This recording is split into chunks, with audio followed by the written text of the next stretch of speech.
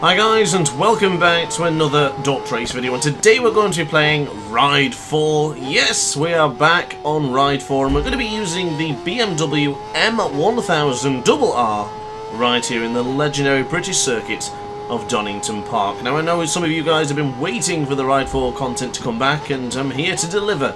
So I will confess I've been playing a hell of a lot of MotoGP 22. I really enjoyed the 22nd instalment of MotoGP. However, I still miss Ride 4, but I stayed on MotoGP because I wanted to really hone my skills and become a better player on MotoGP. In the past games, MotoGP 21, I didn't feel like I was really that good, but MotoGP 22 I do feel very confident and I do really enjoy the game, so I have been putting off Ride 4 ever so slightly just because I wanted to really focus on MotoGP 22, but now, after jumping back onto Ride 4 and feeling the sensation and the different bikes, and actually not doing too bad. I kind of impressed myself because I felt really out of touch of Ride 4, and especially in this video I felt like I was really slow, but towards the end of the video I got back into it, and you're going to see how we start putting in the faster lap times. But for now, yes, Ride 4 BMW is an excellent combination, and of course if you've seen my post recently, you will know that I'm going to Donington Park in probably less than 2 weeks now, so if you're watching this video, you'll be expecting it very soon. But honestly, I'm going over to Donington Park with the Ride 4 BMW trailer, and I'm going to be there for a meet and greet. So if you're going to be there at Donington Park for the World Superbike event, come and see me. Come and chat to DrAce, come and get some tips and tricks from Ride 4 in person, because there's a lot of plans for Ride 4 and BMW in the future, so yes, stick around for now because it's going to be very interesting. And honestly, the bike's great.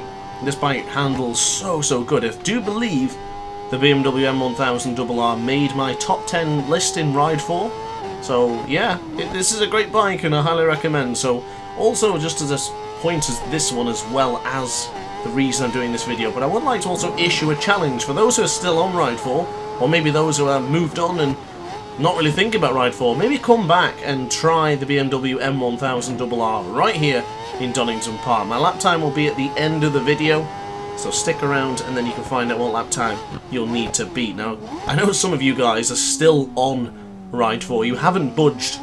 You said, I'm here to stay, you've changed yourself up like a suffragette, and you've still stayed on Ride 4 without moving and budging to another motorbike game. And I tell you what, I've got to respect that. I've really got to respect that, because Ride 4 is nowhere near dead. I think someone asked me this a while ago, is Ride 4 finished, is it over? No way. There's so many bikes, there's so many tracks, there's so many championships we're still yet to do. Ride 4 is not going anywhere. Yes, the World Superbike game is coming out in September, but I still believe Ride 4 is going to thrive no matter what. And of course, probably next year will be the 5th installment of Ride. I say, keep playing Ride 4, because you never know what's going to happen in the future. But for now, just discussing the lap times that we're doing so far. It's a 1:25.480. I don't feel this is the best of our abilities yet, and already playing a lot of MotoGP 22 and playing even the Season 9 2009 game mode here in Donington, the bikes feel significantly different, so it's hard to put into words why they feel so different, but it's just a few points. The acceleration, the braking, I guess that's pretty much both sides of the bikes, but ever so slightly. They're both ever so slightly different as we get a massive moment going into the S's there. Goodness me. Hearts in mouth stuff there for the fans and for DrAce himself. That was a little bit scary if I do say so myself. But for the main differences with MotoGP I find is the braking. The braking on MotoGP 22, of course, really easy to lock the brakes. Ride 4, you don't really do it. It doesn't really happen. But locking the brakes in MotoGP 22 is my favourite feature, because when you really lock it on and you're sliding the rear and you're then beginning to struggle to keep the bike in check is when I really enjoy riding in MotoGP the most. Now in Ride 4 there's so many other different ways, because you can really lock the rear brake for example, but not so much the front brake. But the front brake is also a little bit more sensitive on Ride 4, so if you want to brake really hard in a corner and carry too much lean angle with a trail brake, the chances are you're going down pretty quickly. But MotoGP takes a few milliseconds, or maybe even a second after, compared to Ride 4. But the superiority of Ride 4 is the bikes, of course. So many bikes, so many different styles, and just so many great tracks.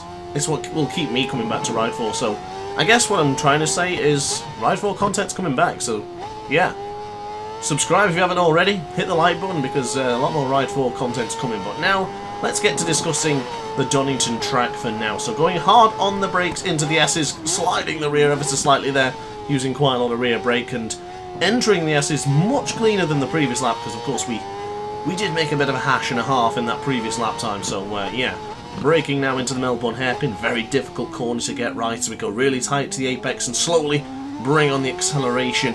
Now for this one, I did have to incorporate a little bit of anti-wheelie and a little bit of traction control, which is not usually what I tend to do in Ride 4. I usually go 0 traction control and 1 anti-wheelie, but for this one, I felt a little bit more comfortable with 2 traction control and 2 anti-wheelie, so I could go a lot quicker, but for this particular video, this was the first time me being back on Ride 4 since the previous live stream, I think it was. It was a long time ago. I couldn't even tell you the last time I was on Ride 4, but entering the crane of curves there, you can see we're getting a bit of life back into DrAce now. We've pushed on his chest, the defibrillator's pushed, and now it looks like we're going to get a chance to start putting in faster lap times, and maybe later I'll drop the electronic settings, because I do think the electronics make a massive difference for lap times. Now it's one thing being smooth, it's one thing being in control, it's one thing being fast, but if you have too many electronics on, you can just wipe that all out. The electronics really hold you back if you're not careful, so bear that in mind. But I left the Ghost on for you guys. I actually originally started this video without the Ghost, and I thought, I remember you guys like the Ghost, so yeah, the Ghost is on. But speaking of the Ghost, he is now 1 second behind us as he's entering the S's pretty much, or at least coming out of the S's. We go into the Melbourne hairpin as we now go to the right hand side, slowly bringing on the power. We'll line up to the left hand side now for Goddards and go firm on the brakes near that white line towards the right hand side there, and then bring on the brakes and bring it in nice and tight to bring on the acceleration. Gentle. You see the difference where we started? We were bucking and weaving, the BMW was slipping and sliding. Not so much now. We're trying to bring it in nice and calm now and a lot cleaner compared to what we were doing, because of course, I'm going to mention this a few times, I do apologise, but MotoGP, the acceleration is different. You can go really firm in acceleration, even on the lowest traction setting control, and it doesn't really spin up or slip. Where here, it really slips. I mean, you can absolutely launch yourself into oblivion if you're not careful, and I think now I'm playing Ride 4 again, I'm really noticing the differences, but they're all so small. Minimal differences. And it's just hard to put into words, but you know straight away when you play it. You really do. The general sense of some of the aces in my Discord server, of course the Ace server, if you want to join, come and join the Ace Academy in the link in the description down below. But we were discussing that mostly the differences were just brakes, acceleration, and feeling of the bike. The feeling of it either being on rails, or if it feels a bit too stuck and planted to the floor. I felt the same with Rims Racing, comparing it to Ride 4. The bikes feel extremely heavy, and not in a good way, in a really negative way, in the sense that you just cannot maneuver.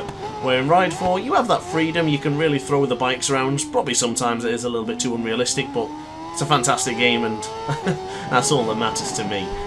But across the line, we're going to go for our 6th lap, so starting lap 7 now. We are getting close to the 123s. Now, I do believe once upon a lifetime when I had a world record here, the lap time was somewhere in the 123s. I just recently checked the leaderboard, and apparently that's been long gone now because the game had so many updates and the speed of the bikes changed. I remember we did the Suzuki Hayabusa, which is the worst bike in the world, let me tell you, in Cadwell Park, and yes, I got the top spot. The day after, there was an update, and it completely changed the speed of the bikes coming out of the corners. It was unbelievable, and I absolutely got decimated. Probably going to get decimated anyway, because we have some very fast aces in the Ace Academy.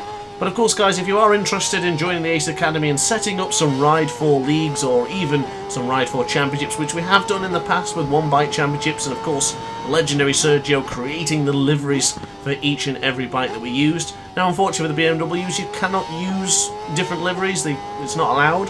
However, I can proudly present to you that I have a brand new Ride 4 helmet made courtesy from SirChioXXIII. I'll show you either on a community post or later on an Instagram post, so stick around for more info. But Sergio makes terrific liveries and terrific helmets, so if you're interested, get in touch with him, the link in the description down below, and you can ask him to make you a brand new helmet for Ride 4, or even MotoGP 22 if you're on PC.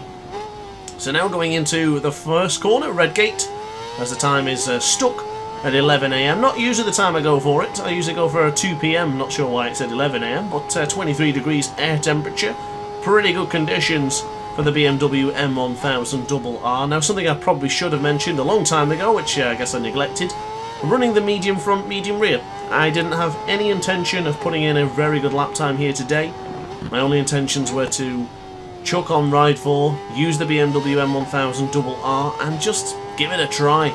See how far out of touch I am compared to what I was when I was really smashing the content on Ride 4. Because I do believe I've done around 300 videos on Ride 4 now, adding to the list here today. There's going to be plenty more, I can assure you, but we go firm on the brakes into the S's, into the left-hand side, just clipping the rumble strip there and firing out to the right-hand side. Yes! I'm getting the feeling back, guys. I really am. You can see the differences in the lap time. You can see the confidence on the bike now as well. Pushing into corners and being a little bit more physical with the bike rather than trying to fight it. I do find MotoGP 22 is a case of you have to really work with the bike and go where the bike wants you to go, where in Ride 4 you can force the bike. You're in control of the motorcycle, and I will say that is the biggest difference for me. We're now going into the brakes into Redgate. We have just improved our lap time now to 1:23.929, so we rappel our bike out of the first corner and keep it to the right hand side for 2 for Hollywood. Keep it in, and flick it over to the left hand side. A little bit wide there for the crane of curves, but it's absolutely fine as we now launch it into the right hand side for the old hairpin. Really close there. Got to try and keep away from the rumble strip on the right hand side there, and also here for the left hand side as we went into Starkey's Bridge, and now into the left for the... oh goodness me, I feared the worst there. I really feared the worst. But into McLean's, we have lost time to the ghost ahead of us, to the British rider, to the transparent DrAce there as we go into Coppice, keeping it nice and tight there. You can go on the rumble strip. You can see the difference from the previous lap time as we bring on the power into the transparent slipstream as we go firm on the brakes with the S's. We are really trying to pick up some time as we go to the left and now launch it to the right. Beautifully done as we now bring on the power. It's going to be neck and neck actually going into Melbourne hairpin. Going to brake earlier though, because I do find that I've been going a little bit too wide there and biting off more than one can chew. But it's not... oh, it's actually not too bad. I'm going to have to try this one and see which is the optimal line, but getting back into Ride 4 is a blessing right now, and I think I'm going to continue my track breakdown guide, but this time on Ride 4 instead of MotoGP 22. Well, do both, because of course I'm sure everyone will benefit from that. But to the right now for Redgate, 9 laps completed. I think I've got one more in me, so we'll do the one more, and then I'm cutting it fine, so we'll get this one done, and then hopefully this is going to be a brand new lap for me, and probably my best lap on the BMW M1000. The last time I came here and did some lap times with the BMW was when I did the helmet cam gameplay here in Donington Park quite a few months ago. So the difference is night and day, I would say, and of course helmet cam I'm always much slower, but I wasn't also hindered by getting used to MotoGP 22, so it could be very fascinating. Of course with World Superbike 22 and the Horizon as well, we're going to have to learn another video game, so it's going to be many bike differences that we're going to have to adjust to, but I do feel that MotoGP 22 and World Superbike will probably share the same physics engine. It'll be MotoGP but World Superbike, I do believe, personally. It does seem likely that's the way it's going to be. But onto the brakes into the Melbourne hairpin, going for that tighter apex or middle apex sort of this time, and then slowly bringing on the power. Probably should have reduced the traction control by now because I am feeling much better and getting used to the bike. Sliding the rear in there with extra style points certainly doesn't give you any extra benefit, but sliding the rear, getting caught on the grass there. Now, I can't end on that one. No, I can't end on that one. One more, ladies and gentlemen. We'll go into Redgate now, keep it... whoa, too much rear brake. Playing out on MotoGP 22 style there as we go to the right-hand side. See that left boot there, changing the gears, bringing on the power, keep it in nice and tucked into the crane of curves. Good stuff so far. As we go onto the brakes, firm for old hairpin. Oh, this is a good lap so far. I could feel it. We've got this one nailed so far as we keep avoiding the rumble strip to the left-hand side of Starkey's Bridge. As we now go to the left-hand side, then slowly get it onto the right-hand side. Don't crash out here like some of the riders in British Superbike did, which was a great race in the Donington National, by the way. And we now go to the right-hand side for Coppice. Still a little bit loose. We are looking loose. I don't think it's my smoothest example yet, but it's not too bad as we now go firm on the brakes for the S's. Bring it into the left-hand side for the final time of today's video. A little bit... Ooh, we're still good though. I don't see the ghost. Up by 2.5 tenths of a second. We get this part done, and it should be a brand new lap record for me. Running it way too wide as the Melbourne hairpin. That's going to cost us time. That's going to cost us dearly. How are we looking into Goddard's? On the brakes will go. The XPD boot touching the floor for the left-hand side. Goddard's is beckoning DrAce to come out to the corner and take another lap record. Is it going to be for me across the line? It is. Not bad. So guys, a familiar screen I've not seen in a while, but the lap time shown on screen right now and my ride for lap times are here in Donington Park on board the BMW M1000RR. So guys, if you enjoyed the video and you want to compete in this one, come and join the Ace Academy and you can show me your results in there. But for now guys, thank you very much for watching. I hope you enjoyed. If you did, let me know in the comment section down below. Hit the like button, hit the subscribe button, and I'll see you in the next video. Ciao for now. Oh hi, didn't quite see you there. Good to see you're still here. If this video didn't quite sate your appetite, then why not watch some more DrAce content by clicking the video shown on screen now. Furthermore, if you would like to follow me on social media, you can do so now with the links down in the description. Consider subscribing so you don't miss a single DrAce video.